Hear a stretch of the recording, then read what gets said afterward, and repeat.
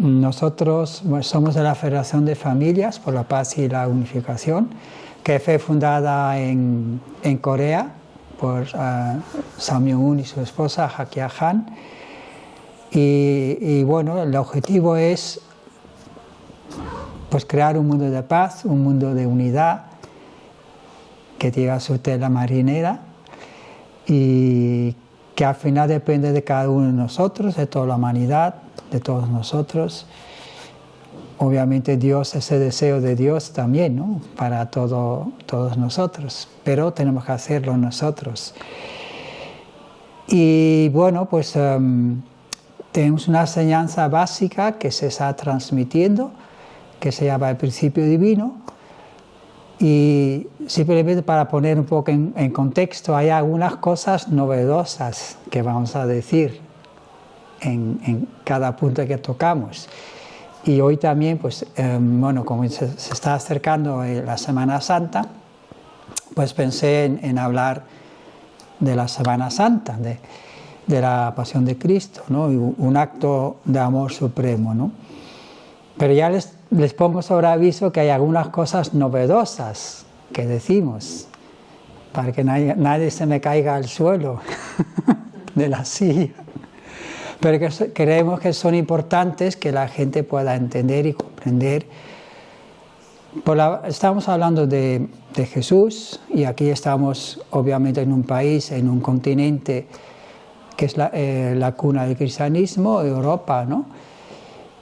Y realmente tenemos que pensar o reflexionar si realmente hemos entendido a Jesús, le hemos realmente comprendido. Estamos hablando desde la perspectiva del corazón, ¿no? ¿Para qué vino realmente? ¿Qué vino a hacer? Y si hemos entendido, ¿no? Quién era Él de verdad, ¿no? Y bien, pues vamos allá con la conferencia. Vamos a empezar, pues como estamos hablando de esta última semana, la última semana de la vida de Jesús, el final, ¿no? de su estancia en la tierra, muy corta, ¿no? Imaginaos, ¿qué pensáis?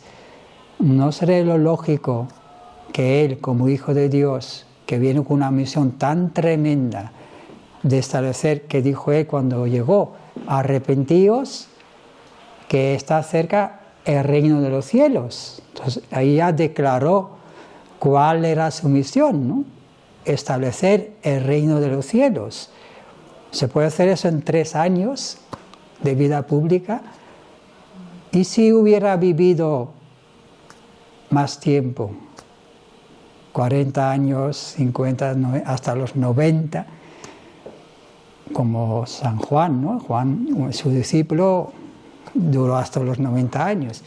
¿Cuánto más no podría haber hecho de lo que ya hizo, ¿no? En solamente 3 años?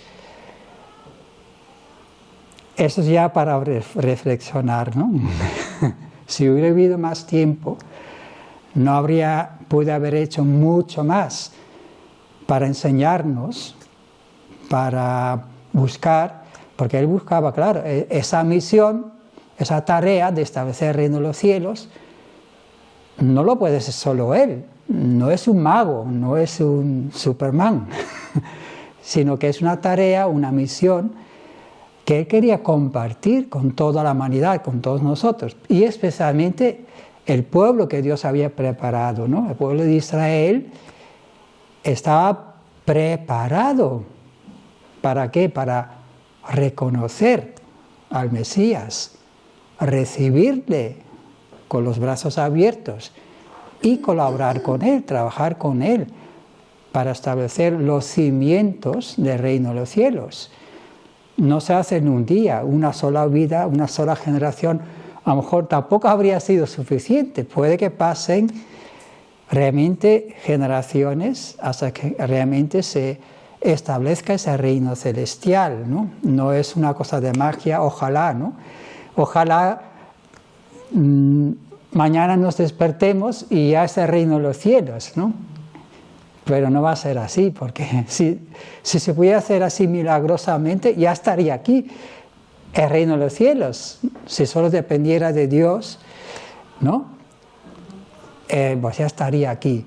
Pero Dios cuenta con nosotros, con nuestra colaboración activa para construir ese reino de los cielos, y por eso está tardando tanto. Hay una parte que estamos fallando, ¿no? Fallándole en la providencia. Es un poco la tristeza que vamos a ver en esta última semana, ¿no? 2 días de la vida de Jesús.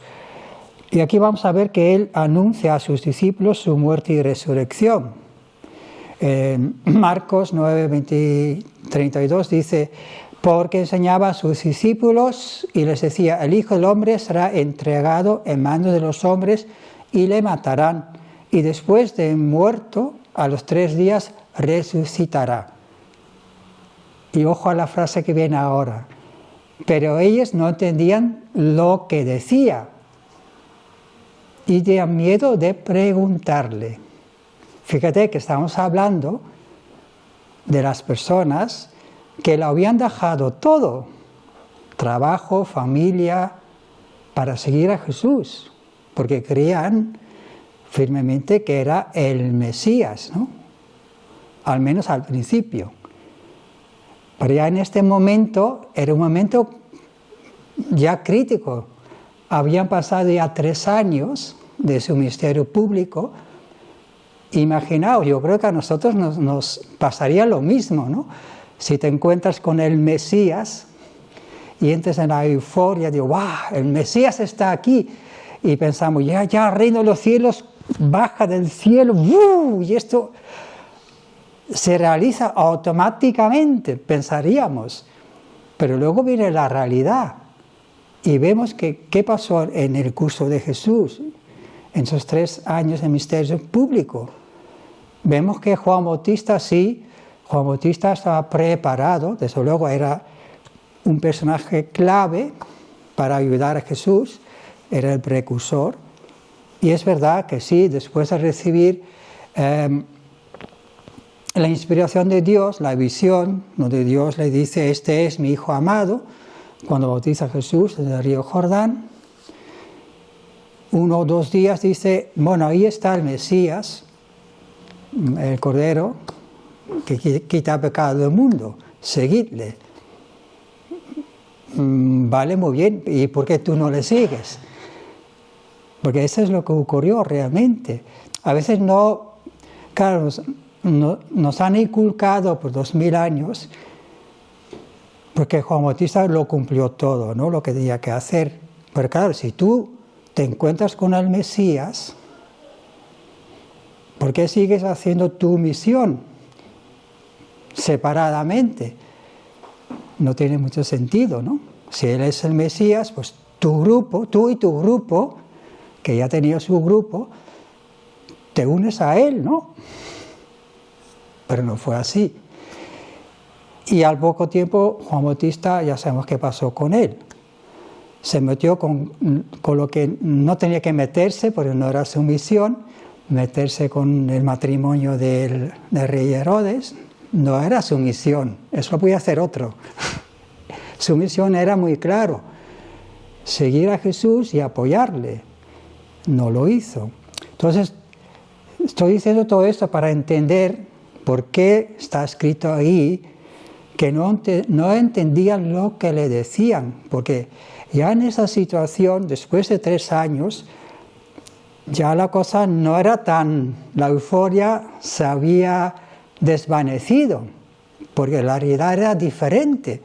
La realidad que era después de 3 años de que Jesús intentó por todos los medios de llegar a la gente, de que pudieran aceptarle, de que yo soy el enviado de Dios. Si no me creéis por mis palabras, al menos por mis obras. Pero no lo va a conseguir.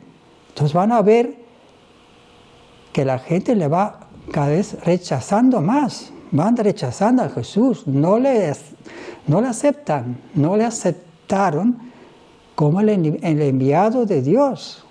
como el Mesías que ellos esperaban. No encaja, ¿por qué? Porque no encajaba en su concepto, su preconcepto de cómo ellos interpretaban las profecías del Mesías en el Antiguo Testamento. Entonces él no encajaba en su idea del Mesías, pero no es que el Mesías tiene que encajar en tu idea, es que tú tienes que reconocer al Mesías cuando Dios lo envía. Es totalmente opuesto. Dios está avisando a través de las profecías que voy a mandar al Mesías. Entonces nuestra responsabilidad es prepararnos para reconocerle cuando viene y cuando Dios lo envía.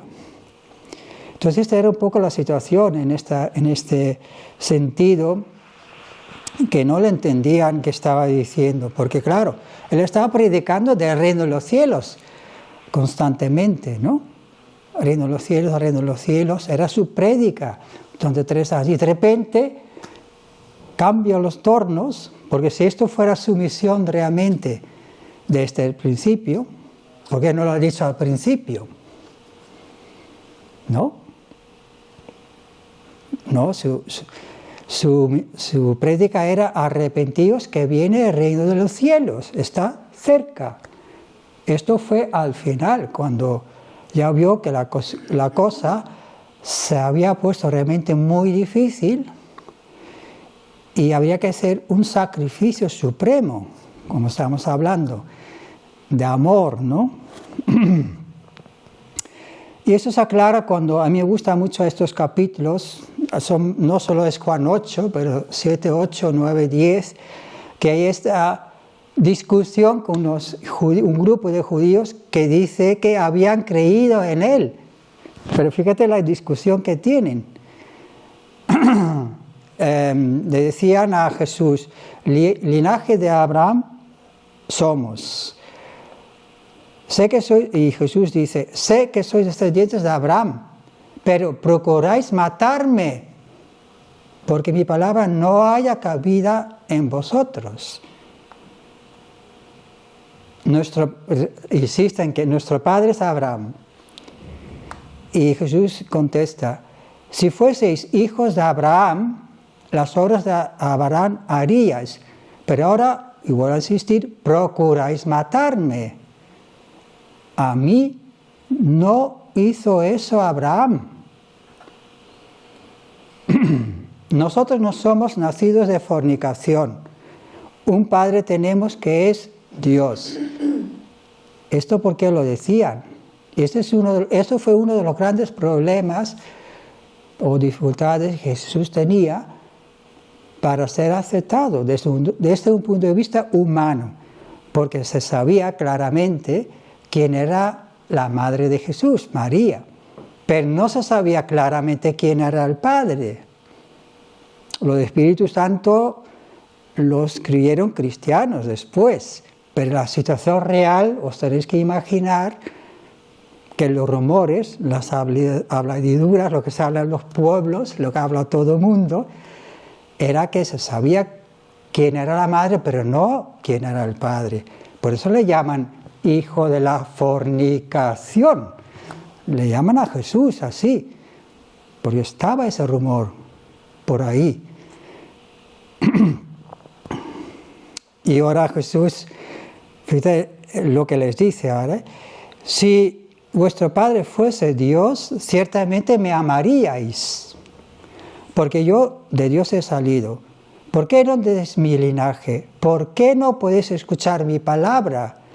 Vosotros sois de vuestro padre el diablo, y los deseos de vuestro padre queréis hacer. ¿Qué deseo? Procuráis matarme. ¿El deseo de quién? De Dios, ¿no? ¿Quién quería haber muerto al Mesías? Nos vamos a poner ahora en la piel del enemigo, ¿no? De Satán. Si eres Satán, vas a echar cohetes y decir: ¡oh, qué bien, el Mesías ha venido, qué bien, ¡oh, la salvación! No, va a decir: no, oh, el Mesías está aquí, a por él, a por él. ¿Qué haríais si sois el diablo? ¿qué vais a hacer? ¿Qué vais a intentar hacer? Lo intentó ya con Herodes, ¿no? Con el rey Herodes. No quería competencia, otro rey, no. Aquí el único rey soy yo. A matar a los niños. Quería matarle ya Satán quería matarle desde nacimiento ya. Pero Dios avisó a José en un sueño y se fueron a Egipto, huyeron, hasta que murió y volvió, ¿no? Entonces está claro que el deseo de ver muerto al Mesías para que no cumpla su misión, ¿de quién va a ser? No de Dios. Estas son cosas nuevas, pero que están ahí en el Evangelio, pero que a veces no se han entendido, porque se nos ha inculcado unos preconceptos también, interpretaciones, ¿no?, acerca de Jesús. Pero intentamos comprender el corazón de Jesús y de Dios detrás de esto, ¿no? ¿Cuánto tiempo Dios no había trabajado para enviar al Mesías? 2000 años, desde Abraham, Isaac, Jacob. Todo ese fundamento, alimentando un pueblo, estando con el pueblo, dándole, ¿no? Fue un curso complicado para Israel, muy complicado.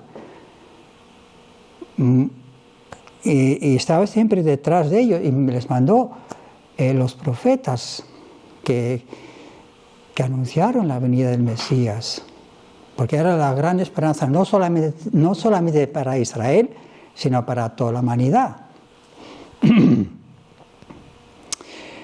Y bueno, tenemos aquí una pequeña cronología de la Semana Santa, con sus respectivas pinturas o imágenes.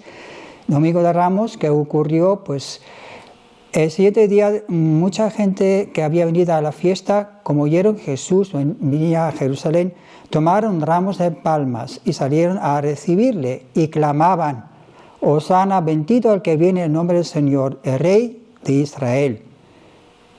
Y halló Jesús un sillo y se sentó sobre él, como está escrito: no temas, hijo de Sión, he aquí tu rey viene sentado sobre un pollino de asna.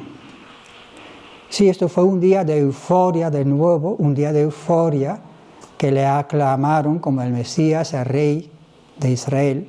Pero eso tenía que haber sido desde que empezó su ministerio público. Imaginaos si realmente los más preparados, Juan Bautista, los líderes religiosos, los líderes políticos de Israel, los romanos, que también estaban ahí, era algo providencial. El que hubiese ese imperio romano que conectaba todo el mundo conocido no era casualidad, porque si Jesús es aceptado, que es lo que Dios quería, que aceptaran a Jesús como Mesías, pues no se hubiera quedado solamente en Israel, ¿no? ¿Y cómo llegaba al mundo? Si venía a salvar al mundo, ¿cómo podía llegar al mundo? Dios había preparado externamente hablando esa gran civilización que era el Imperio Romano. Entonces, a través del Imperio Romano, él podría haber llevado el mensaje de la salvación a todo el mundo. Luego tomó 400 años para llegar a Roma. Pero si hubiera él en vida, pues se lo habría podido conseguir mucho antes. Por eso fue un día de euforia y estuvo bien, pero solo fue un día, porque al día siguiente, ¿qué pasó? La purificación del templo.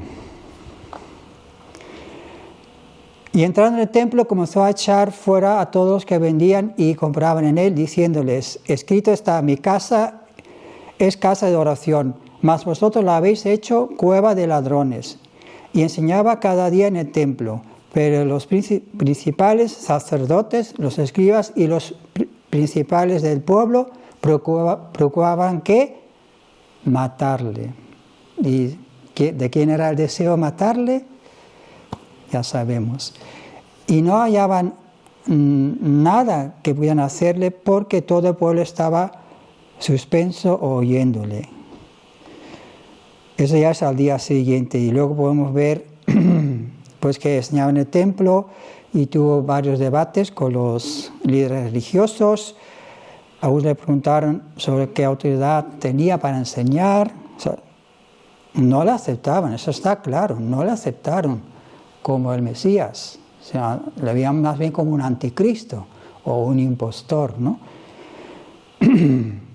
La cuestión del tributo al César, unos sacerdotes le preguntan sobre la resurrección, Jesús pregunta de quién es hijo Cristo. Luego está este gran discurso sobre los fariseos, que si uno se pone la piel de los fariseos y escuchar a Jesús decir esas cosas sobre ellos, como sepulcros blanqueados, y ¿cómo les podía sentar eso, no? En público, no es que lo dijera, no, es que en público, en el templo, imaginaos. Y enseñó la palabra de la viña también, que también es un poco para decir que Israel iba a perder el ser el pueblo elegido. ¿Por qué? Porque no han recibido al Hijo. Lo dice claramente. Dios preparó a los viñaderos y les mandó al Hijo y le rechazaron. Le querían matar. Por lo tanto, el derecho de ser pueblo elegido sería quitado de ellos y dado a otra nación que produjera el fruto. ¿Qué fruto? Creer en el Mesías, aceptarle en él. Lo dijo claramente en esta parábola. El miércoles santo, aquí viene ya pues la traición de Judas y la unción de Jesús en Betania. ¿Qué nos dice aquí? Que dice quién entró en Judas Iscariote. Fue Dios que le dijo que entregara a Jesús. Lo dice ahí. Entró Satanás en Judas Iscariote. Está ahí el Evangelio. El cual era uno del número de los 12. Y este fue y habló con los principales sacerdotes y con los jefes de la guardia de cómo se lo entregaría. Y acordaron, se le asignaron 30 piezas de plata. Está bastante claro, ¿no? Porque claro, Judas pues, era realmente un discípulo fiel, uno de los apóstoles. Pero en los 3 años, ya digo que fue difícil, no fue fácil seguir a Jesús. ¿Pensáis que era fácil seguir a Jesús? ¿Qué pensáis? Si nosotros hubiéramos vivido en ese tiempo, ¿lo habríamos aceptado y seguido? Fácil no creo que fuera. Ahora sí, han pasado 2000 años y es bastante, como ya mucha gente lo ha aceptado, para los que venimos detrás es más fácil aceptar. Pero en vida, viendo a Jesús en vida, escuchándole decir las cosas que decía, porque a veces decía cosas bonitas, sí, las bienaventuranzas está muy bonito, pero al día siguiente cuando le pillas diciendo el que ama más al padre, madre, hijo, esposa o esposo más que a mí, no es digno de mí. ¿Qué? ¿Tú quieres que te amemos a ti más que a mi mujer, que a mis hijos, que a mi padre, mi madre y mi familia? ¿Qué me estás diciendo? ¿No? Eso dijo Jesús, eso también dijo Jesús. No ha venido a traer la paz sobre la tierra, sino espada. Palabras de Jesús también. ¿Qué es esto? No era fácil. Entonces, hay que ponerse la piel. No estamos tratando de juzgar a Judas ni a nadie más, porque nosotros mismos, no sé, habríamos tenido la fe de aguantar con Jesús 3 años, 4 años, el tiempo que fuera necesario, pero al final esto fue lo que ocurrió. Y luego tenemos la mujer de Betania. Estando Jesús en Betania, en casa de Simón el leproso, vino a él una mujer con un vaso de alabastro de perfume de gran precio y lo derramó sobre la cabeza de él, estando sentado a la mesa. Jesús les dijo: esta mujer ha hecho conmigo una buena obra. Al derramar este perfume sobre mi cuerpo, lo ha hecho a fin de prepararme para la sepultura. Claro, los discípulos y Judas también, pues sabían de, oye, pero qué despilfarro de dinero, ¿no? Se podría haber dado a los pobres, ¿no? Y Jesús, fíjate qué dijo en ese momento: pobres siempre tendréis, siempre habrá pobres, tendréis. Pero ella eligió el mejor, porque ella posiblemente no dice el nombre, pues, posiblemente sea María Magdalena, posiblemente, era la discípula, digamos, que más cercano comprendía el corazón de Jesús. Entonces ella estaba ahí siempre apoyando, más que Pedro, más que Juan o más que de los otros. La que más leal era, fiel a Jesús y comprendía algo de su corazón y estaba ahí apoyándole, era ella, más que los hombres, ¿no? Entonces, por eso decía que se acordaría de lo que ha hecho esta mujer, lo dice después, pues no le he puesto porque ya no había espacio, hasta los fines de los tiempos, no lo decía Jesús. El Jueves Santo, la última cena, que fue un momento también muy dramático. Me gusta esta pintura, ¿sabéis por qué? Lo que habéis estado en Jerusalén, no sé si habéis estado en el habitáculo, donde se cree que fue la última cena, porque no se puede saber. Pero una de las cosas que yo me acuerdo que nos dijeron, las pinturas normales, por ejemplo la de Leonardo da Vinci, casi siempre se pone solamente una mesa larga, ¿no? Rectangular, pero en realidad tiene esta forma, como una U. Esta es la forma correcta de cómo hacían la Pascua los judíos en aquel tiempo. Y bien, pero sepa que la mano del que va a traicionarme está con la mía sobre la mesa. El Hijo del Hombre se irá según está determinado. Pero hay de aquel que lo traicione. Claro, si está determinado, si está predestinado, entonces la persona que le entrega debe ser un santo, ¿no? Entonces, ¿por qué dice Jesús, hay de aquel que le traiciona? Eso para empezar. Pero fíjate, lo interesante es lo que viene ahora. Entonces comenzaron a preguntarse unos y otros, los apóstoles, a otros, ¿quién de ellos haría esto? O sea que cualquiera de... os voy a poner la situación, bueno, vosotros que vais a llegar, que realmente la situación era complicada, la situación después de 3 años. En el fondo no era solamente Judas el que tenía dudas de Jesús, si era el Mesías o no lo era el Mesías. Todos ellos estaban ya dudando si Jesús era el Mesías, porque no era fácil seguirle, porque habían pasado 3 años, habían dejado todo para seguirle a él, familia, trabajo, familiar, todo, hijos, mujer, todos eran casados. Y ahora, pues que casi no había fundamento, había tenido poco éxito Jesús en su prédica. La gente no creía en él, no acababan de creer que él era el Mesías. Y estas dudas, claro, si tú estás ahí, los primeros días que viene la euforia, Jesús, el Mesías, lo sigo, y piensas que el reino de los cielos ya viene porque el Mesías está.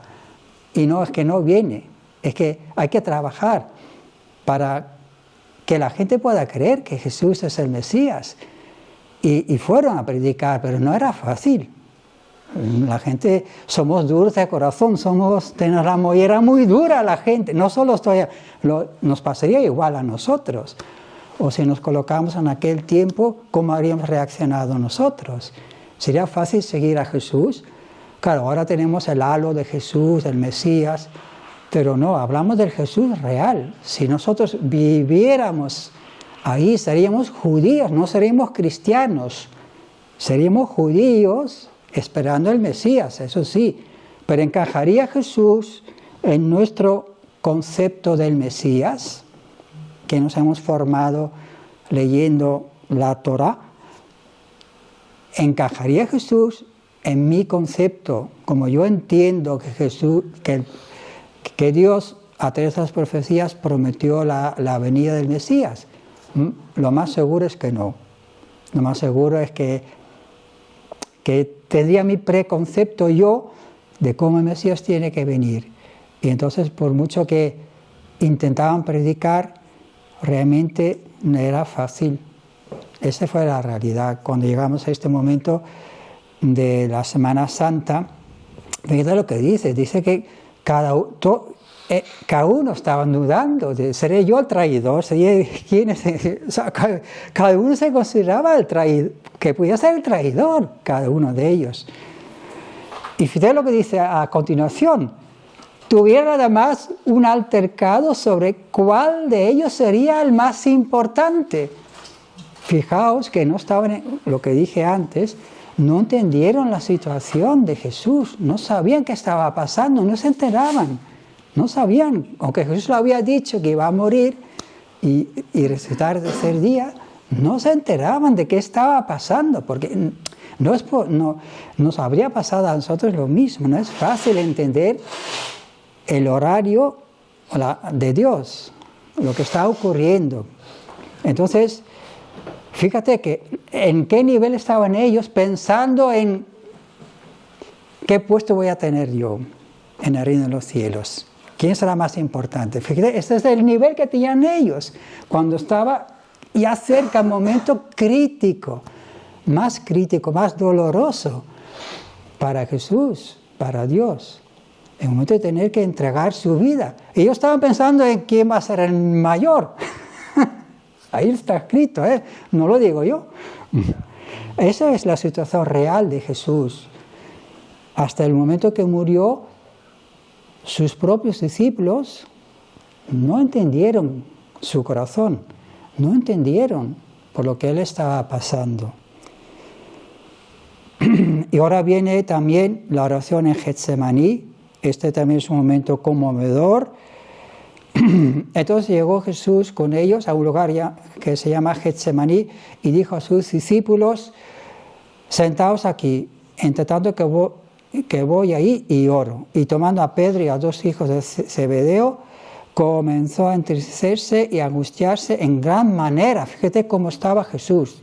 En otro evangelio dice que derramaba lágrimas de sangre, sudaba sangre. ¿Por qué? Porque era un momento crítico para él. Mi alma está triste hasta la muerte. Quedaos aquí y velad conmigo. ¿Lo hicieron? No. ¿Qué pasó? Cuando él estaba orando 1 hora, ¿qué hicieron los 3 discípulos?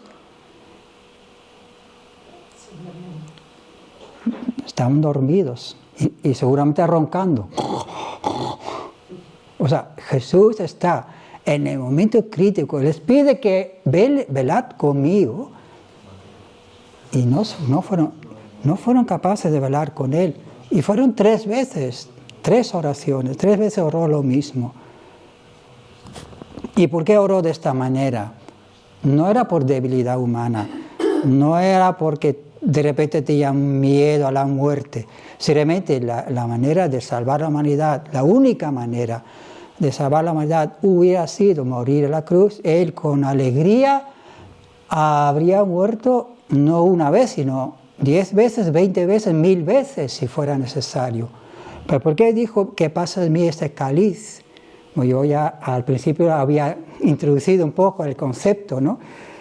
De que en el fondo, un poco la idea que lancé, y qué hubiera ocurrido si Jesús podría haber vivido 40, 50, 80, 90 años. ¿Cuántas más cosas no podría haber hecho?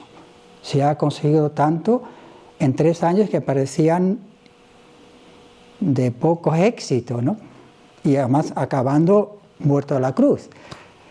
Imaginaos si no muere y puede vivir su vida como tiene que ser, como cualquier persona, cuántas cosas no podía haber hecho. Entonces Jesús sabía que su misión ya era mucho más que esto, ¿no? Entonces pidió a Dios una oportunidad de poder cambiar el corazón de la gente. Y estaba preocupado por Dios, por su Padre Celestial. Sabía que su muerte prematura llevaría gran dolor a Dios y quería evitar ese dolor a Dios. También deseaba que el pueblo de Israel, al que amaba tanto, liberarle del sufrimiento. Sabía que iban a sufrir mucho el pueblo. Él amaba era judío y amaba a este pueblo. Sabía cómo Dios los había preparado. Entonces realmente no quería y todos sabemos qué pasó después con el pueblo de Israel. Vino la destrucción de Jerusalén y desde entonces han estado en la diáspora todo el tiempo. Pero ¿por qué? Porque hicieron algo grave aquí y él lo quería evitar. Y también por toda la humanidad. Sabía que si él no cumplía su misión en el mundo físico en aquel momento, se iba a prolongar más el sufrimiento humano. Y no quería que hubiera más guerras, no quería que hubiera más sufrimiento innecesario. Y así seguimos hasta hoy en día, ¿no? Él quería evitar todo esto. Entonces esas oraciones no eran por cobardía, no eran porque temía la muerte, no era porque quería tener más vida, sí, para cumplir su misión original de salvar el mundo físico también, no solo espiritualmente. Ese era el corazón oculto de Jesús, lleno de compasión y amor por la humanidad. Entonces tenía un amor supremo, como titulé la conferencia, ¿no? Jueves Santo, aprendimiento y juicio de Jesús en Sanedrín. Mientras él aún hablaba, se presentó una turba y el que se llamaba Judas, uno de los 12, iba frente de ellos y se acercaron hasta Jesús para besarle. Entonces Jesús le dijo: Judas, con un beso entregas al Hijo del Hombre. Ya bastante conocido. Y esto es luego el juicio. No respondes nada. ¿Qué testifican estos contra ti? Mas él callaba y nada respondía. El sumo sacerdote le volvió a preguntar y le dijo: ¿eres tú el Cristo? Y Jesús le dijo: yo soy. Y veréis al Hijo del Hombre sentado a la diestra de poder de Dios y viniendo a las nubes del cielo. Entonces el sumo sacerdote, rasgando sus vestiduras, dijo: ¿qué ansiedad tenemos de testigos? Habéis oído la blasfemia. ¿Qué os parece? Y todos ellos le condenaron, declarándoles ser dignos de muerte. Y luego, pues ya sabéis el otro juicio de Poncio Pilato, que se lavó las manos, al final se lavó las manos y dijo: mira, porque en el fondo él podía decidir liberarle, porque él era el procurador. Y lo que él decía es lo que iba a misa, no lo que pensaban los fariseos o el pueblo. Él, como procurador romano, él podía haber liberado. De hecho, su mujer tuvo un sueño que le dijo: tienes que liberarle, porque he soñado con este hombre. Pero no le hizo caso. Mala cosa. No hacer caso a la esposa no es buena cosa. Le había avisado que Dios le había dado un sueño que tenía que liberarle y no lo hizo. Al final, ya sabemos qué pasó. La crucifixión. Viene la crucifixión de Jesús. Y fíjate, este es el momento clave del amor supremo de Jesús. Nos dice aquí que oró: Dios mío, ¿por qué me has abandonado? Porque en el fondo, incluso Dios tuvo que abandonar a Jesús y estaba totalmente solo en la cruz. Todos sus discípulos habían huido todos. Nadie estaba con él. Ni Pedro, que había dicho que iba a morir con él, no. Nadie murió con él. Le dejaron solo, huyeron. Cuando vinieron a prenderle, a salir corriendo. El que corre más rápido se salva. Estaba solo, entonces estaba solo en la cruz. Y ahí es donde Jesús realmente, ahí se determina. Pues recordemos, ¿quién quería matar a Jesús? Lo hemos visto antes, el diablo, ¿no? Pero ¿quería matar solo físicamente o quería también cogerle su espíritu, su alma. Si Jesús en ese momento de desesperación hubiese tenido una reacción de frustración, de queja, de lamento, y decir, mira, soy el Mesías, mira Dios, ¿qué me has hecho? Aquí estoy, para eso me mandas aquí. Si hubiera tenido cualquier tipo de queja en su corazón, entonces también Satán se hubiese apoderado también de su alma, que es lo que quería, no solo matarle físicamente, sino matarle espiritualmente. Y era posible, claro que era posible, pero Jesús ahí sí demostró ser el verdadero Hijo de Dios, porque él dijo a continuación, a pesar de todo, a pesar de estar totalmente solo y sentir que incluso Dios no estaba con él en ese momento, pues él dijo, Padre, perdónales porque no saben lo que hacen. Ahí está el amor supremo. Dice, estoy solo, hasta Dios me ha dejado, abandonado, muriendo en la cruz, pero no importa.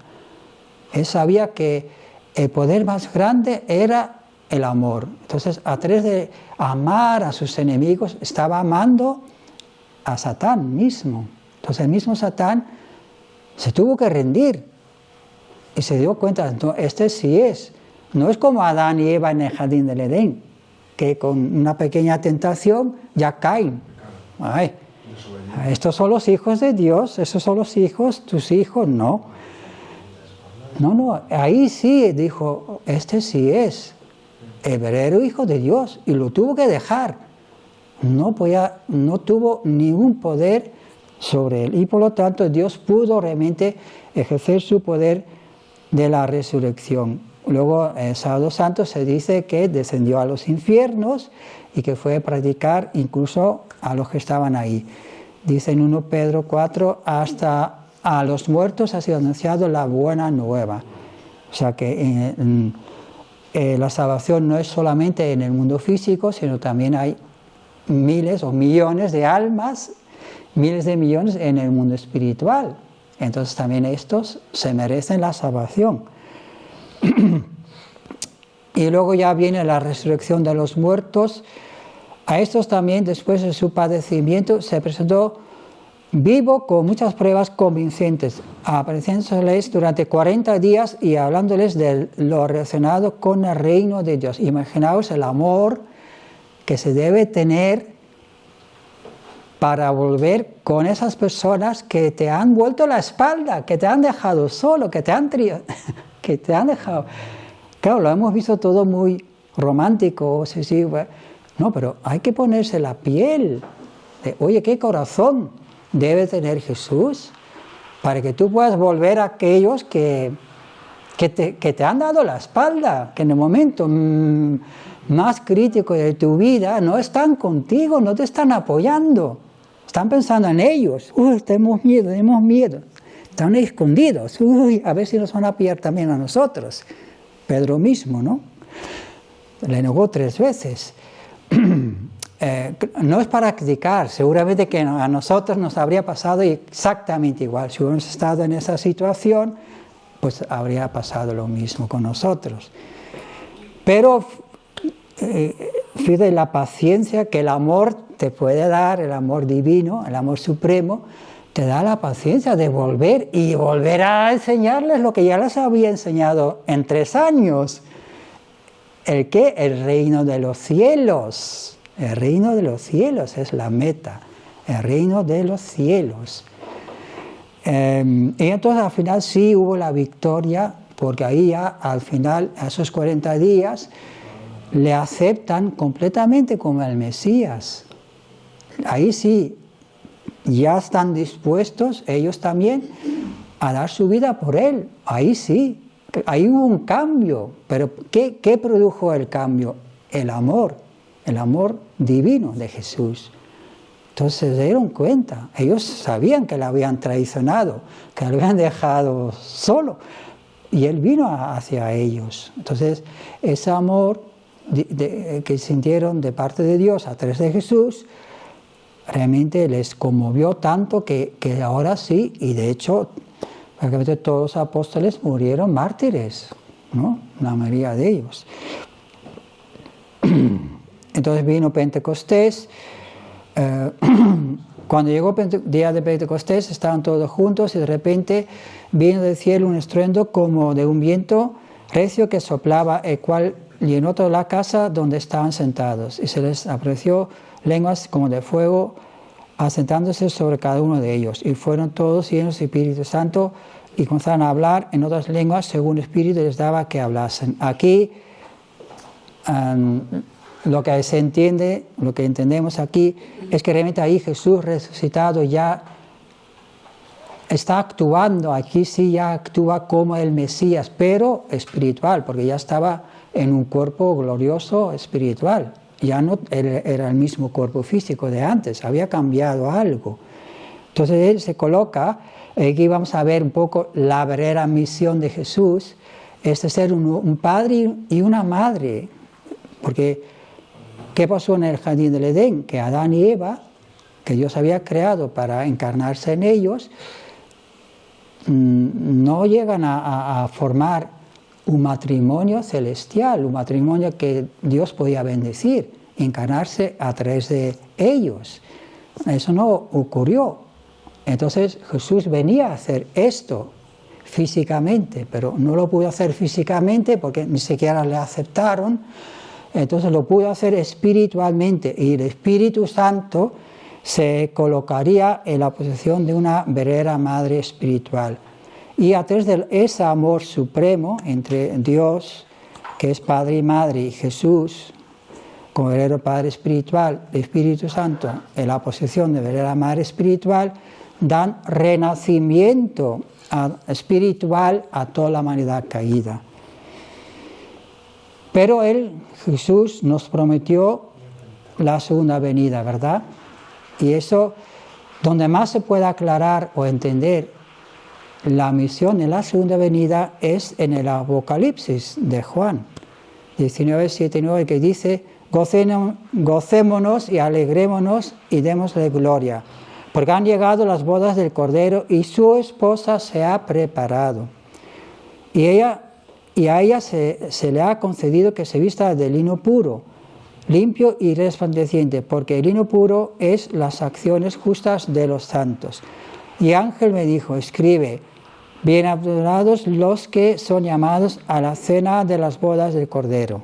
Y me dijo: estas son palabras verdaderas de Dios. Claro que generalmente se nos ha siempre inculcado que esa esposa es la iglesia, ¿no? Pero aquí está hablando en plural o en singular. Su esposa, una, ¿no? Una esposa.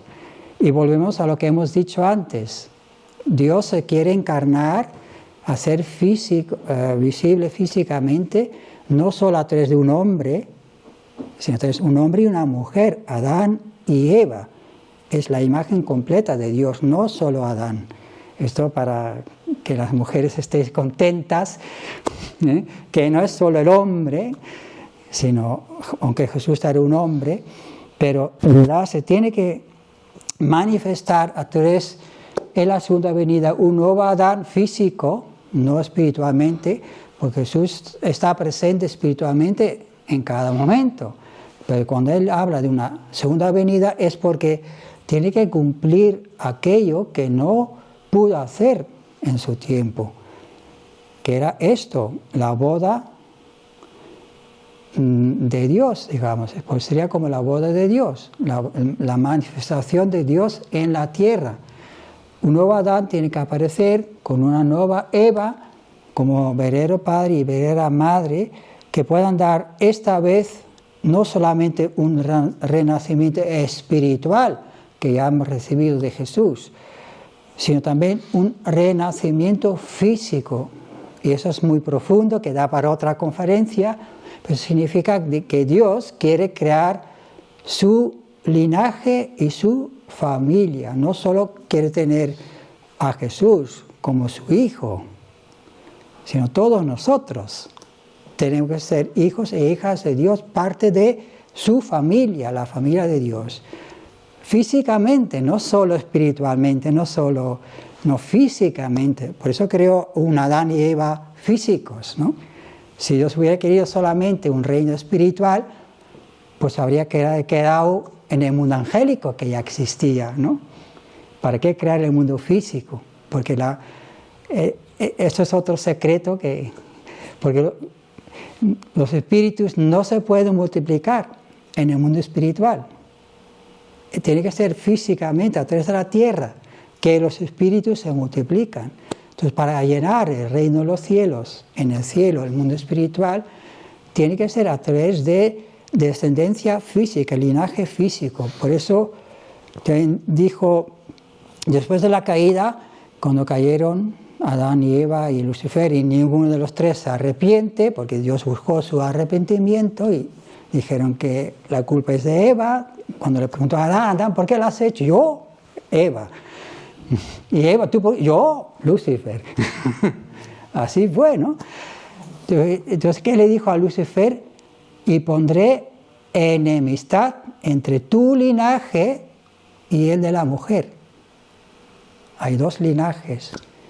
Entonces, este es el linaje de Dios, que Dios quiere establecer en la segunda venida. Y por eso Jesús prometió volver en la segunda venida. No es un juicio, lo siento para los que...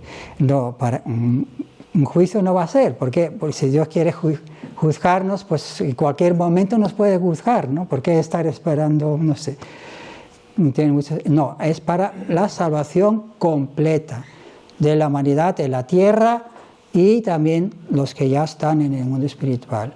Pero esto tiene que darse físicamente. Físicamente, la segunda venida y su esposa tienen que estar aquí físicamente. La esposa que se prepara. Bueno, creo que me he alargado bastante, pero bueno, pues yo creo que esto ha sido mucha amiga para poder ir pensando en cosas novedosas que se han dicho aquí, pero que son buenas nuevas para toda la humanidad. La tercera venida.